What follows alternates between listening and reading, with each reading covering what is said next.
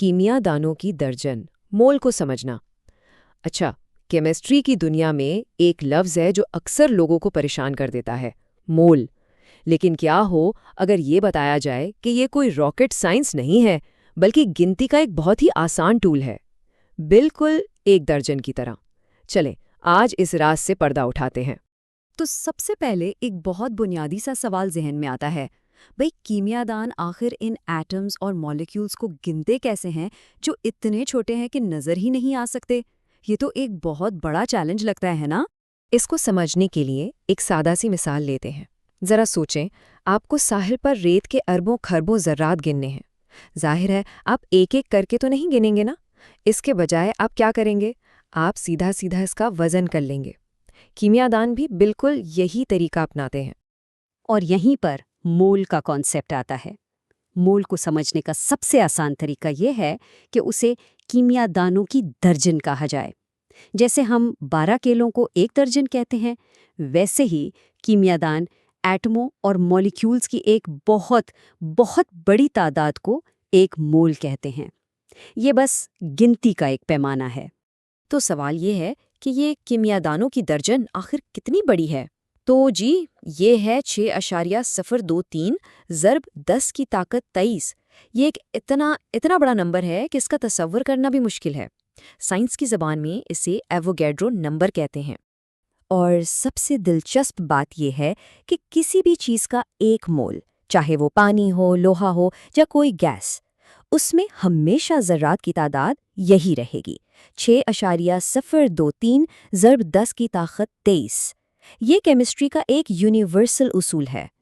अच्छा, अब जब कि ये मालूम हो गया है कि मोल क्या है, तो आइए देखते हैं कि इसे असल में इस्तेमाल कैसे करते हैं। सबसे पहला और अहम काम है वज़न, यानी ग्राम को मोल में बदलना। और इस तब्दीली की जो चाबी है वो है मोलर मास। मोलर मास दरअसल किसी भी चीज़ के ठीक 1 मोल का ग्राम में वज़न होता है। मिसाल के तौर पर पानी को ले लें। पानी का मोलर मास 18 ग्राम फी मोल है। मतलब ये कि अगर हम 18 ग्राम पानी तोलें तो हमारे पास ठीक 1 मोल पानी के मॉलिक्यूल्स होंगे। सिंपल। चलें, इसे एक मिसाल से समझते हैं। सवाल ये है, अगर हमारे पास 60 ग्राम कार्बन डाइऑक्साइड है तो इसका मतलब ये है कि हमारे पास इसके कितने मोल हैं। इसको हल करने के लिए बस 3 आसान से स्टेप्स हैं। सबसे पहले हम कार्बन डाइऑक्साइड का मोलर मास निकालेंगे, जो कि 44 ग्राम फी मोल बनता है। उसके बाद हम एक सीधा सादा फॉर्मूला इस्तेमाल करेंगे। मोल्स बराबर है मास तकसीम शुदा मोलर मास। और आखिर में हम अपनी कीमतें डालेंगे, यानी 60 को 44 से तकसीम कर देंगे। और ये रहा जवाब, 1.364 मोल। देखा, कोई मुश्किल काम नहीं था। हमने वज़न को कीमियादानों की दर्जन में आसानी से बदल दिया। बहुत खूब। ग्राम से मोल में जाना तो सीख लिया। अब एक कदम और आगे बढ़ते हैं और देखते हैं कि मोल को इस्तेमाल करते हुए असल ज़र्रात यानी एटम्स और मॉलिक्यूल्स की तादाद कैसे निकाली जाती है। अब एक थोड़ा मुख्तलिफ सवाल है। फ़र्ज़ करें कि हमें ज़र्रात की तादाद मालूम है, जैसे कि हाइड्रोजन के 8.9 ज़रब 10 की ताकत 23 एटम। तो इसका मतलब कितने मोल हुए?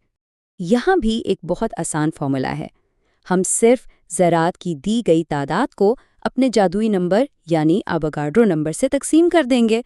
तो 8.9 ज़रब 10 की ताकत 23 को तकसीम करेंगे 6.023 ज़रब 10 की ताकत 23 से। और हिसाब लगाने पर हमें मिलता है 1.48 मोल। तो देखें, हमने ज़र्रात की एक बहुत बड़ी नाकाबिले तसव्वुर तादाद को एक छोटे और समझ में आने वाले नंबर में बदल दिया है। तो अब तक हमने जो कुछ सीखा है, इसे जोड़ने का वक्त आ गया है। मोल का असल काम क्या है?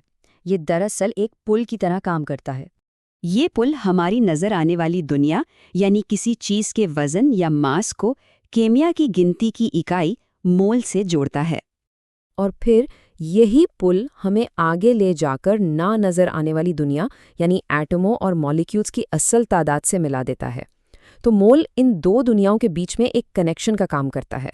ये एक शानदार तस्वुर है ना? अब एक छोटी सी लेकिन बहुत अहम बात पर गौर करते हैं, जो अक्सर लोगों को कंफ्यूज करती है। ये है मॉलिक्यूलर मास और फॉर्मूला मास के दरमियान फ़र्क।